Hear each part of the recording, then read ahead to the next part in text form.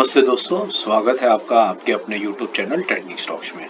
आज 19 मार्च ट्यूसडे का दिन। आज के दिन के लिए हमने जो इंट्राडे ट्रेड्स के लिए जिन स्टॉक्स को एजुकेशनल पर्पज से आइडेंटिफाई करके रखा था, चलिए एक एक करके देखते हैं उन 6 स्टॉक्स के अंदर में आज किस तरीके का मूवमेंट रहा, ताकि हम इन पैटर्न्स को अच्छे से समझ सके और फ्यूचर में इनके बेसिस पर से हम अपने एक्चुअल ट्रेड्स ले सके। अभी तक अगर आपने चैनल को लाइक और सब्सक्राइब नहीं किया है तो कृपया करके वीडियो को लाइक कर दीजिए और चैनल को सब्सक्राइब कर दीजिए, ताकि सारे वीडियो अपडेट्स जो है कंटेंट के अपडेट्स वो आपको time to time regular basis पे मिलते रहे।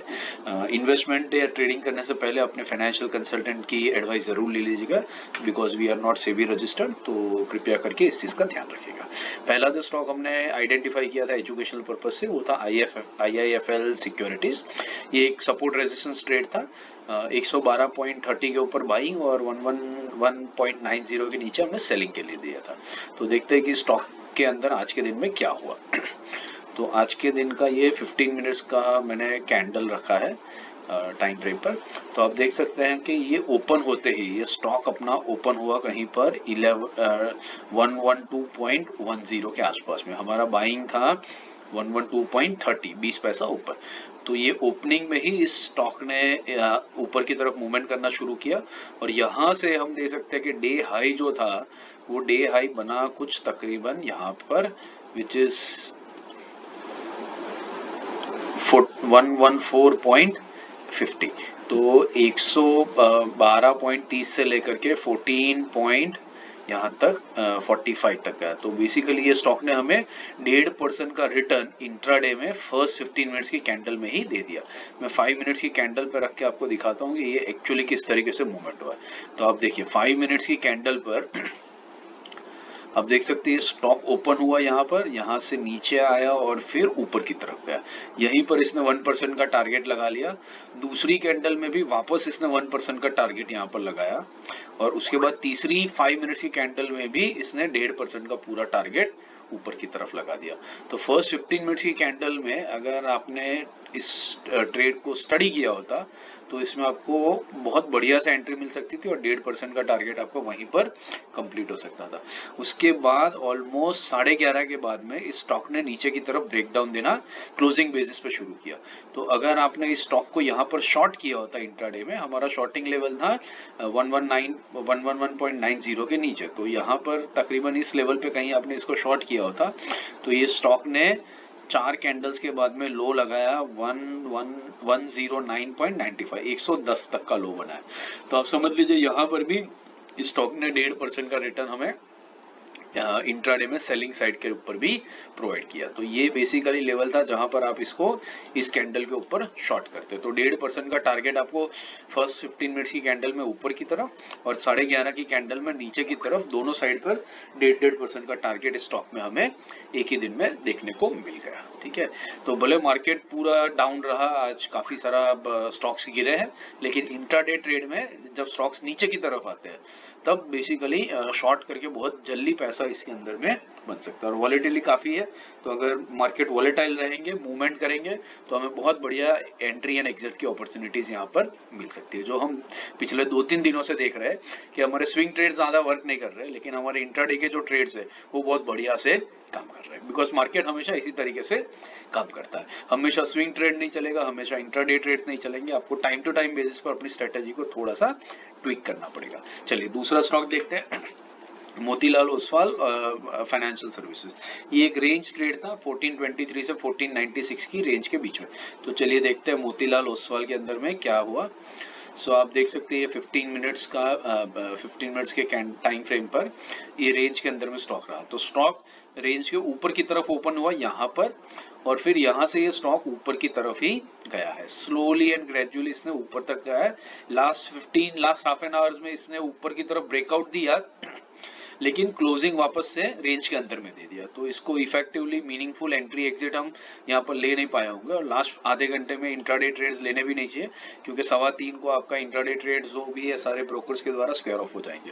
तो आपको 15 मिनट का मार्जिन मिलता है, जो इंट्राडे ट्रेड के लिए बहुत सही नहीं रहता है। हाँ, ये स्टॉक कम से कम 11 बजे के आसपास में रेंज के ऊपर की तरफ आया था। ठीक है, अब आपने शायद पूरी एंट्री यहाँ पर ना ली हो और ये रेड कैंडल पर जो रिवर्सल आया उसको शायद हल्के से आपने प्ले करके शॉर्ट करने की यहाँ पर कोशिश करी होगी। तो ये स्टॉक थोड़ा सा नीचे आया 10 रुपये तक और फिर वापस राउंडिंग बॉटम बना करके उसी लेवल पर आ रहा है। तो आप कॉस्ट टू कॉस्ट बेसिस पर यहाँ पर से एग्जिट भी कर ले सकते थे अगर आपने शॉर्ट किया होता इंट्राडे में इसको, एज्यूमिंग कि रेंज को नीचे की तरफ ब्रेक कर रहा है इसी कैंडल से, तो शायद आपका एक हल्का सा कॉस्ट टू कॉस्ट बेसिस पर से यहाँ पर एग्जिट हो जाता। तो एसेंशियली इसके अंदर में हमें मोतीलाल ओसवाल में हमें कोई ट्रेड आज के दिन में मिला नहीं। उसके बाद जो हमने नेक्स्ट स्टॉक आइडेंटिफाई किया था वो था बीडीएल। सो बीडीएल में आप देख सकते हैं बहुत बढ़िया से हमें यहाँ पर एक शॉर्ट साइड पे ट्रेड मिला है। बीडीएल का देख लेते हैं हमने लेवल्स क्या डिसाइड किए थे, 1680 के ऊपर बाई और 1673 के नीचे सेल।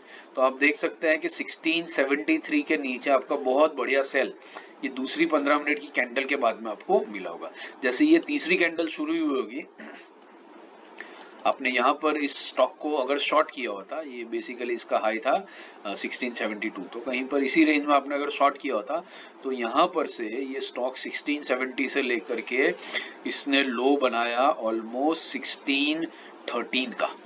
तो आप समझ लीजिए 70 से लेकर के 13 तक का इसने लो बनाया। तो ये ऑलमोस्ट हो गया आपका 60 रुपीज और ये बेसिकली आपका 3.5% जितना टारगेट आपको इंट्राडे में स्टॉक के अंदर में बहुत बढ़िया से मिला होगा।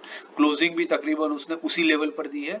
तो अगर आप stop loss, trailing stop loss बना करके स्टॉक में बने रहते हैं तो अभी आपको बहुत बढ़िया सा यहाँ पर एक ट्रेड ट्रेलिंग स्टॉप लॉसेस के बेसिस पर भी मिल सकता था। हाँ, 1% आपने निकाला होता तो आपका पहले ही कैंडल में 1% तो आराम से निकल गया होगा, 1% से ज्यादा ही निकला होगा अगर यही 15 मिनट्स की कैंडल में आपने स्टॉक को इस लेवल के ऊपर एग्जिट कर लिया होता।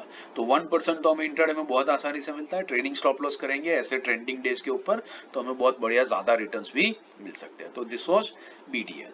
बीडीएल के बाद दूसरा जो स्टॉक हमने डिस्कस किया था वो था कॉनकोर।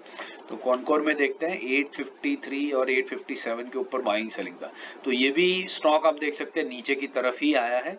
तो 853 मतलब ये वाला लेवल हमारा, इस लेवल के ऊपर तकरीबन यही कहीं पर हम इस स्टॉक को शॉर्ट कर सकते थे और वहां से आप देख सकते हैं 853 से लेकर के इसने लो यहाँ तक तो लो बनाया 831 का, विच इज बेसिकली ये कितना हो गया, ऑलमोस्ट 22 रुपीज हो गया। तो ये ऑलमोस्ट 2.5 से 3% की रेंज में हमें मिला है। एंड इंट्राडे में लो अगर मैं 315 की कैंडल का देखूं तो वो 828 के आसपास में। तो आप समझ लीजिए ऑलमोस्ट 3% का टारगेट, 2.5 से 3% का टारगेट हमें कंटेनर कॉर्पोरेशन के स्टॉक में आज के दिन में बहुत बढ़िया से मिल गया। और आप देख सकते हो ब्यूटीफुली पहले ही 2-3 कैंडल ऊपर हल्के से गई और उसके बाद सीधा इसने नीचे आना शुरू कर दिया। मान लीजिए आपने, हमारा बाइंग लेवल था 857 का, तो 857 का लेवल इसमें आया ही नहीं क्लोजिंग बेसिस पे, 857.65 का हाई बनाया, उसके बाद ये स्टॉक नीचे आ गया। तो आपको सेलिंग साइड पर ही बहुत बढ़िया ट्रेड मिला और 2.5 से 3% आप बहुत आसानी से स्टॉक के अंदर में बना पाए होंगे। नेक्स्ट स्टॉक था GICRE। ये भी सपोर्ट रेजिस्टेंस ट्रेड था, 335 के ऊपर बाइंग और 333 के नीचे सेलिंग। तो देखते हैं GICRE में क्या हुआ। सो अब GICRE में देख सकते हैं ये पहली 15 मिनट की कैंडल में ये स्टॉक ऊपर की तरफ गया है। यहाँ पर देखिए दिस कैंडल, ठीक है, ये स्टॉक गया है ऊपर की तरफ। इसका देखते हैं, हमने बाइंग लिया था 335 के ऊपर, तो 335 के ऊपर स्टॉक आपका ओपनिंग बेसिस पर ही आया और इसने हाई बनाया 338.80 का। मतलब हमारा 1% का टारगेट पहली 15 मिनट की कैंडल में ही हमें मिल गया था। 5 मिनट्स के टाइम फ्रेम पर देखते हैं तो देखिए ये पहला कैंडल यहाँ पर ओपन हुआ और उसके बाद में दूसरे कैंडल ने हाई लगाया 338.80 का। तो मतलब 1% का टारगेट हमें ओपनिंग में ही इस कैंडल में मिल जाता है। बट जैसे मैंने पहले भी कुछ स्टॉक्स के टाइम पर आपको बताया कि शुरू की 15 मिनट में आप बहुत अलर्ट रह करके ट्रेड करना पड़ता है आपको। अगर आप नहीं कर पाए और ये अपॉर्चुनिटी मिस हो जाती है तो कोई दिक्कत नहीं है। उसके बाद ये स्टॉक हल्के से नीचे आया है और नीचे आने के बाद में इस लेवल को ब्रेक किया, 2 कैंडल्स में इसको टेस्ट किया और उसके बाद में ये स्टॉक नीचे की तरफ आया। तो 333 मतलब इस लेवल पे हम इसको कहीं पे शॉर्ट करते हैं। तो यहां से ये स्टॉक ने इंट्राडे में लो बनाया 325 का। तो आप समझ लीजिए ये कितना हुआ, 325 मतलब तीन ऑलमोस्ट 2.5 से 3.5% का रिटर्न इस स्टॉक ने हमें इंट्राडे में दिया है। ऑलमोस्ट किस टाइम फ्रेम से, 9:45 से लेकर के 1145 2 घंटे के बीच में 2.5 से 3% का टारगेट हमें GICRE के स्टॉक के अंदर में बहुत बढ़िया से मिल गया। तो ये भी हमारा इंट्राडे में बहुत बढ़िया ट्रेड रहा होगा। एंड लास्ट था हमारा गोदरेज इंडस्ट्रीज 744 के ऊपर बाई, 741 के नीचे सेलिंग। तो इसको देखते हैं 15 मिनट्स टाइम फ्रेम पर इस स्टॉक ने क्या किया। सो आप देख सकते हैं अगेन, ये देखिए पहली ही कैंडल ओपन हुई 742 के लेवल पर, हमारा बाइंग था 744 का।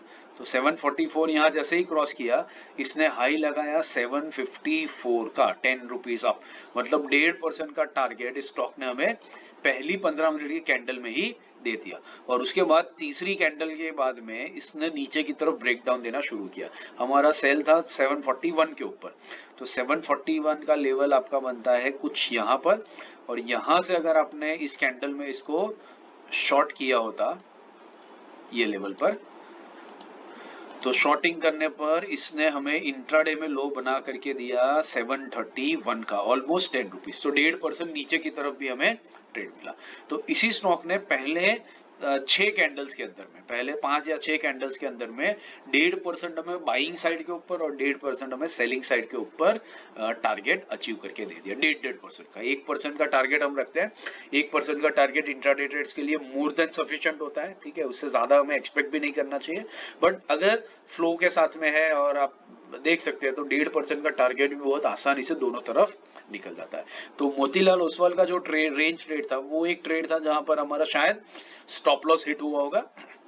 स्टॉप लॉस भी नहीं, हम कॉस्ट टू कॉस्ट बेसिस पर ही निकल पाए होंगे मोतीलाल ओसवाल के ये स्टॉक में, यहाँ एंट्री लेकर के इस लेवल पर। उसके अलावा IIFL securities, Bharat dynamics, Concor, GICRE and Godrej industries, इन सभी स्टॉक्स में हमें 1.5 से लेकर के 2.5 या 3% तक के रिटर्न्स हर एक स्टॉक के अंदर में मिले। और कुछ काफी सारे स्टॉक्स में तो हमें बाइंग और सेलिंग दोनों साइड के ट्रेड्स भी बहुत आसानी से मिले। तो this is the power of intraday trade stocks, ठीक है। जब वॉलेटिलिटी दोनों तरफ बढ़ जाती है, आप देख सकते हैं कि ये स्टॉक गोदरेज इंडस्ट्रीज का ऊपर भी गया, नीचे आया, नीचे आकर के वापस उस लेवल पर क्लोज हुआ। डेली टाइम फ्रेम पर इसकी आप कैंडल देखेंगे तो ये देखिए इसकी कैंडल कैसी बनती है। ये कैंडल इस तरीके से बन जाती है, ठीक है। नीचे की तरफ भी रिजेक्शन है, ऊपर की तरफ भी रिजेक्शन है। तो एंड ऑफ द डे इसमें ज्यादा कोई मूवमेंट नहीं हुआ। मूवमेंट हुआ कितना, 0.35% का नेगेटिव, ठीक है, जस्ट 0.35%, पूरा 1% भी है क्लोजिंग बेसिस पे मूव नहीं हुआ। लेकिन इंट्राडे में अगर हम देखते हैं तो इंट्राडे में इसने हमें 1.5% ऊपर की तरफ दिया, 1.5% नीचे की तरफ भी दिया।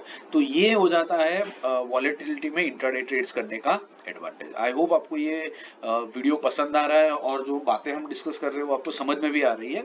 तो इन पैटर्न्स को स्टडी करते रहिएगा, ऑब्जर्व करते रहिए, ताकि नेक्स्ट टाइम जब इस तरीके के ट्रेड्स आपके सामने आए तब आप इन ट्रेड्स को अच्छे से समझ सके और अपनी गट फीलिंग के हिसाब से आप इसके अंदर में एंट्री और एग्जिट राइट टाइम पर ले सके। वीडियो पसंद आया तो लाइक, शेयर और सब्सक्राइब जरूर कर दीजिएगा। Thank you and have a great day.